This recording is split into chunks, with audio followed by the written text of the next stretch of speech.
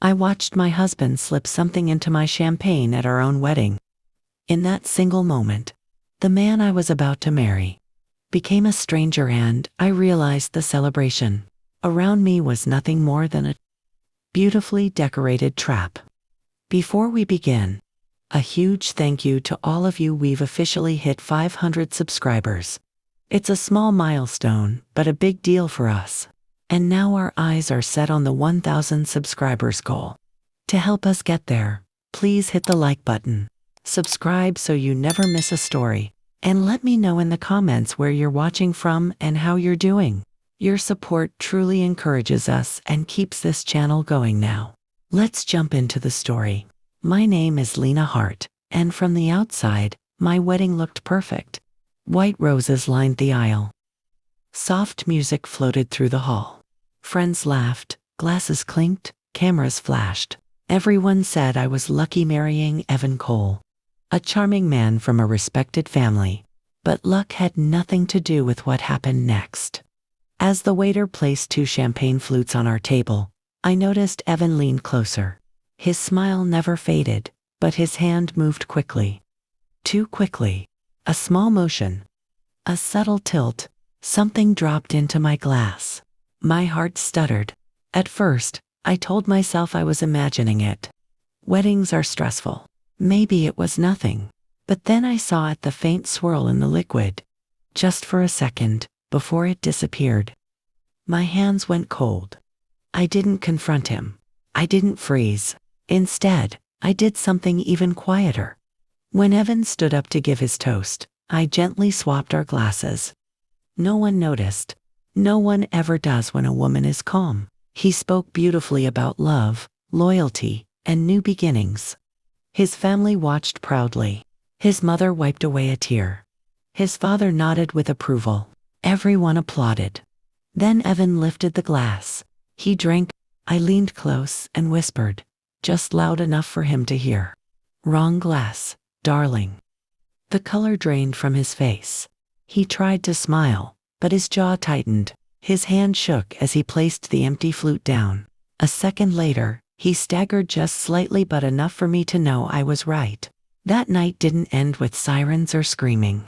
Evan said he felt unwell. His family rushed him away. The wedding quietly dissolved into confusion and polite concern. And me? I stayed silent. Because what no one knew, what no one could imagine, was that this was only the beginning of a betrayal that would cost me everything, and eventually give me the power to take it all back. But why would a groom poison his own bride on their wedding day? And what secret was he desperate to keep buried? The morning after the wedding, I woke up alone. The hotel room still smelled like roses and champagne, but Evan's side of the bed was untouched. His phone was gone. His jacket was gone. Even his wedding ring sat neatly on the nightstand, as if placed there on purpose. That should have been my first warning. Instead, I told myself he was embarrassed, that maybe he'd overreacted, that he'd apologize, that we'd laugh about the toast someday. That's what love makes you do. It teaches you to explain away danger.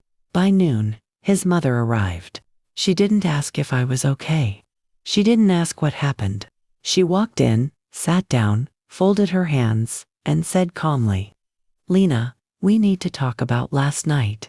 The way she said it made my stomach drop. She told me Evan had collapsed later that evening.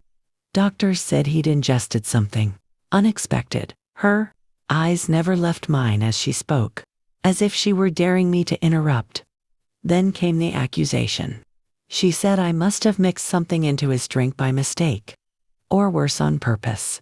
After all, I was the last one holding the glass. I was the one who stayed calm.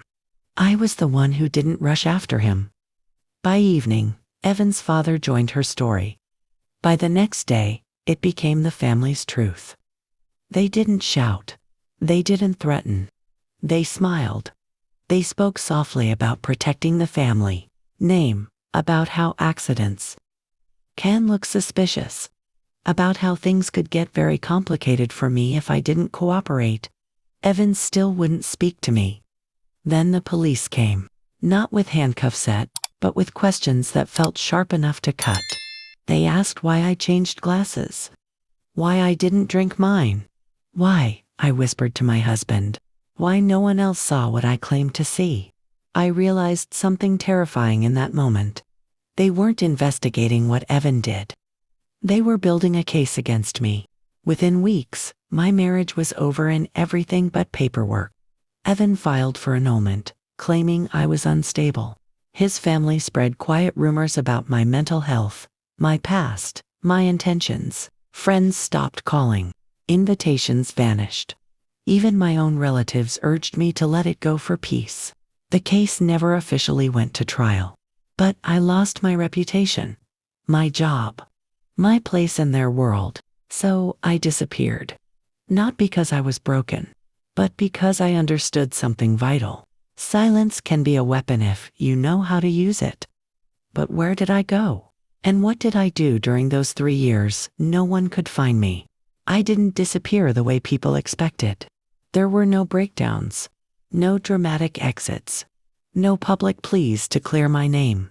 I packed one suitcase, left the city before dawn, and stepped into a life where no one knew the name Lena Hart. For the first few months, I barely spoke to anyone. I worked small jobs, quiet ones, filing, cleaning, sorting, jobs where people underestimate you and forget your face by the end of the day. That was exactly what I needed. Because while the world thought I was hiding, I was watching. I replayed the wedding night in my mind over and over. Evan's hand, the glass, his confidence, the way his family moved together afterward like a practiced machine. This wasn't panic, it was planning. And plans leave patterns. I started studying law at night. Not officially at first, just online courses, recorded lectures, case studies. I wanted to understand how stories become truth in a courtroom, and how easily facts can be bent when the right people are involved. Then I found something that made my blood run cold. Buried in a medical forum was a discussion about a rare sedative called tasteless, fast-acting in alcohol.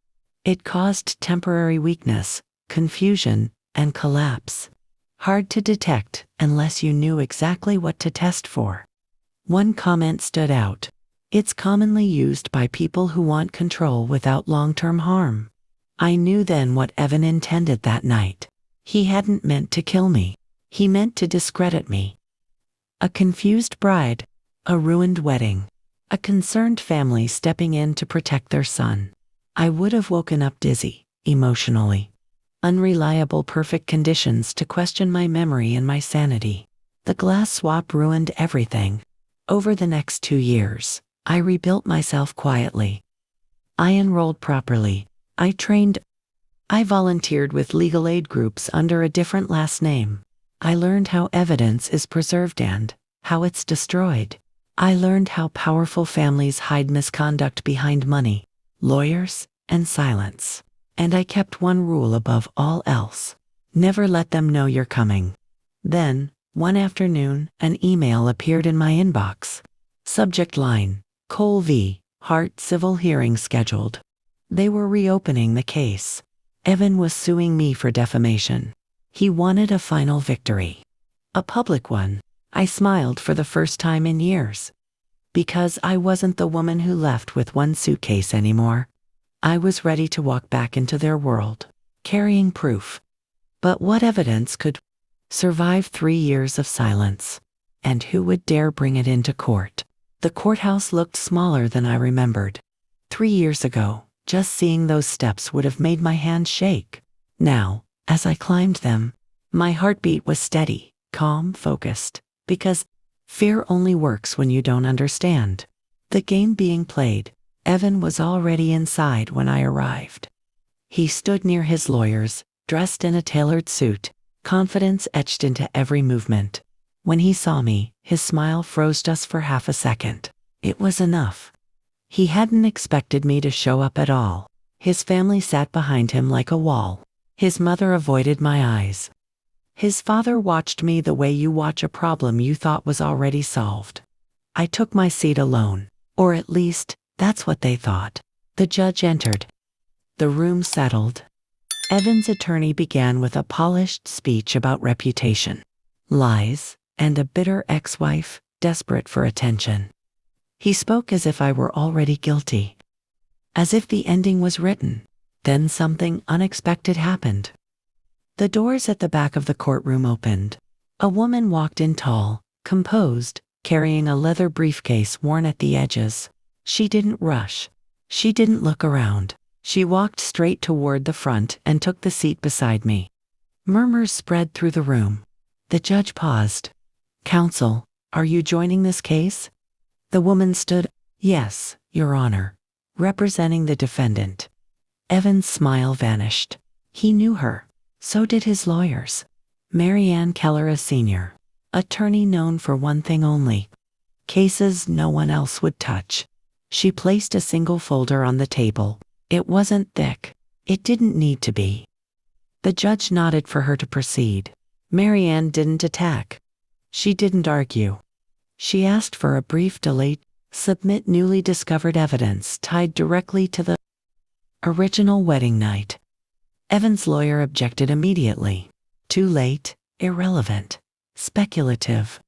Marianne smiled. "Your Honor," she said calmly, "this evidence explains why my client survived a crime that was meant to erase her credibility, not her life." The room went silent.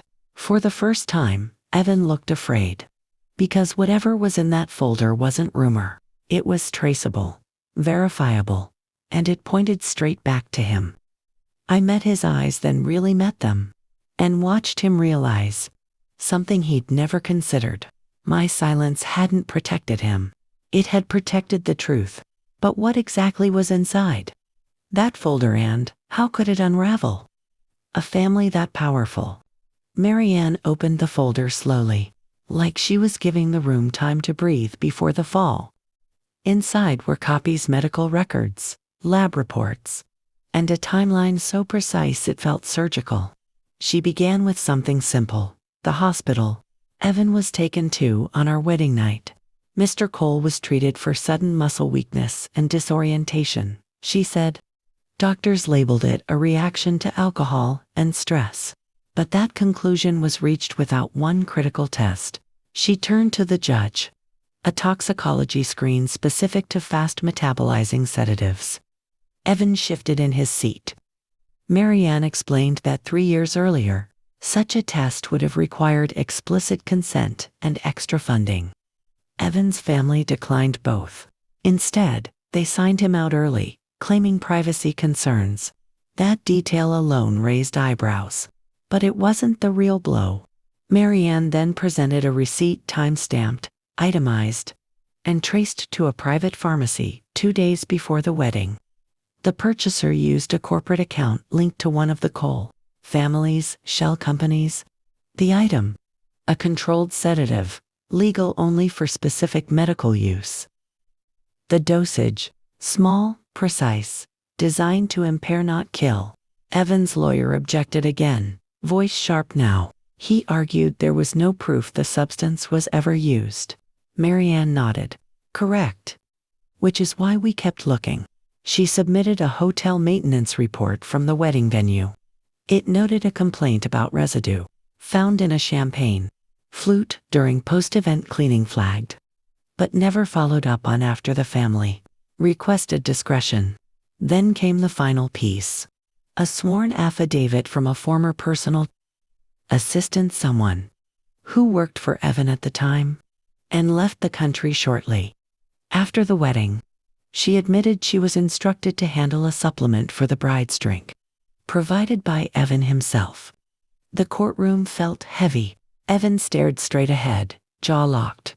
His parents whispered urgently to their attorney. The judge called a recess.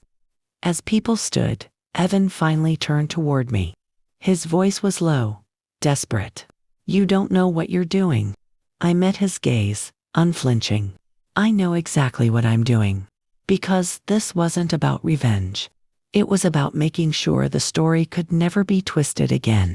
But evidence alone doesn't guarantee justice, especially when powerful people start to panic." During the recess, the Coles didn't sit quietly and reflect. They s- I watched them from across the room, Evan's father speaking in sharp whispers, his mother pacing, their attorney making urgent calls. Money and influence had always been their safety net. When truth got too close, they didn't deny it. They buried it. When court resumed, their approach changed completely. Evan's lawyer requested that the affidavit be dismissed, claiming the former assistant was unreliable, motivated by resentment, and conveniently unavailable for cross-examination.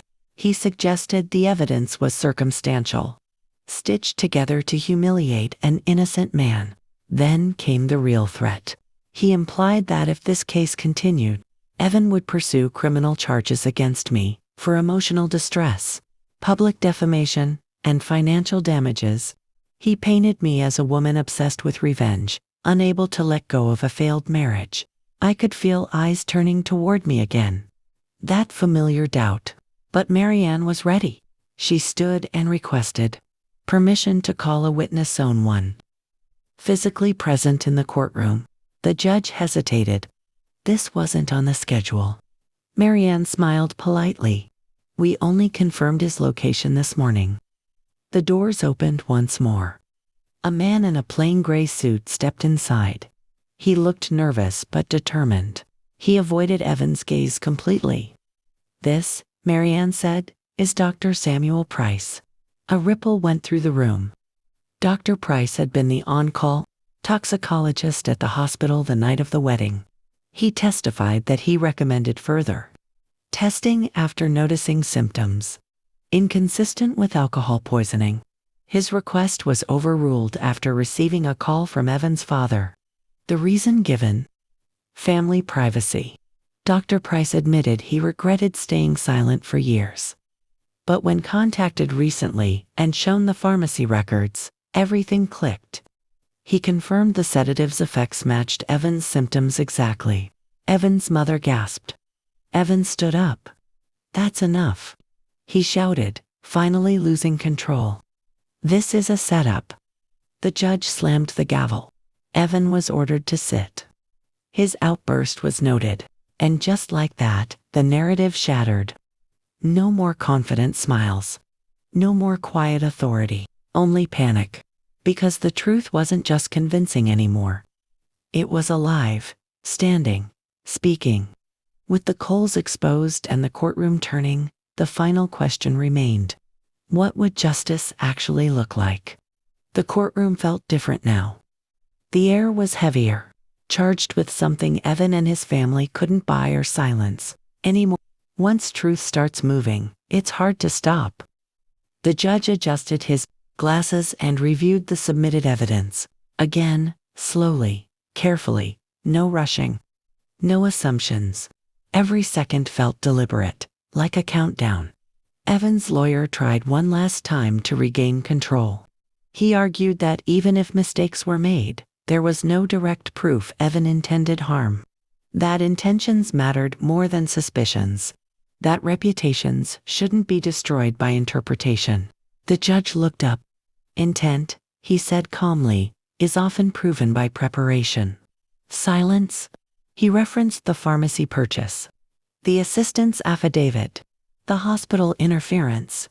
Individually, they raised questions. Together, they formed a pattern that could not be ignored. Then the judge turned to Evan. Mr. Cole, this court finds sufficient cause to dismiss your defamation claim in full. Evan's shoulders dropped. But it didn't end there. The judge continued, stating that the evidence presented warranted further investigation into potential criminal misconduct, including poisoning and obstruction of medical evaluation. He ordered all materials to be forwarded to the district attorney's office. Evan's mother let out a sharp cry. His father sat frozen. For the first time since our wedding day, Evan looked small. The judge then addressed me. Ms. Hart, you are formally cleared of all allegations tied to this incident. The record will reflect that. I didn't smile. I didn't cry. I simply exhaled. 3 years of being whispered about. 3 years of second-guessing every memory. 3 years of carrying the weight of a lie that wasn't mine. It was over. As the court adjourned, Evan tried to speak to me. His voice cracked. "Lena, please." I walked past him without a word, because some conversations don't deserve closure. Justice isn't loud, it's final. But court verdicts don't always bring peace. Sand freedom has a strange cost. The headlines didn't last long. A few articles appeared carefully worded, legally cautious. Civil case dismissed. Investigation pending. Evan's name was mentioned, but never in full detail. Powerful families know how to soften the fall. Still, it was enough. Evan lost his job within a month. His company called it a mutual separation. Friends distanced themselves. Invitations stopped coming. The world didn't punish him loudly, but it closed its doors quietly, one by one. As for me, people expected celebration. They expected anger, tears, a victory speech. Instead, I chose something simpler: peace. I declined interviews. I refused to turn my pain into entertainment. I went back to using my real name again, Lena Hartnott, as an act of defiance. But acceptance. What happened to me was part of my story, not the whole thing. Marianne and I met once more, weeks later. She slid a thin envelope across the table. Inside was a formal offer of settlement from the Cole family. No apology. Just money. A lot of it. I handed it back. "Donate it," I said. Legal aid. Victims who don't have time to disappear and prepare. Marianne smiled like she'd been waiting to hear that. I moved to a smaller city near the coast. I work with an advocacy group, now quietly helping people who are told they're overreacting, imagining things, being dramatic, people who know something is wrong but don't yet have proof. Sometimes they ask me how I stayed silent for so long. I tell them the truth. Silence isn't weakness. It's restraint. And when used wisely, it becomes power. On rare nights, I still think about the wedding, the music, the glasses, the whisper, not with fear, with clarity, because the moment I swapped those drinks, I didn't just save myself. I started a countdown. And when time ran out, the truth was ready.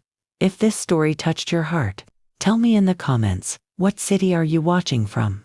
Don't forget to like, subscribe, and share this story so more people remember. No matter how old you are, it's never too late to stand up for yourself.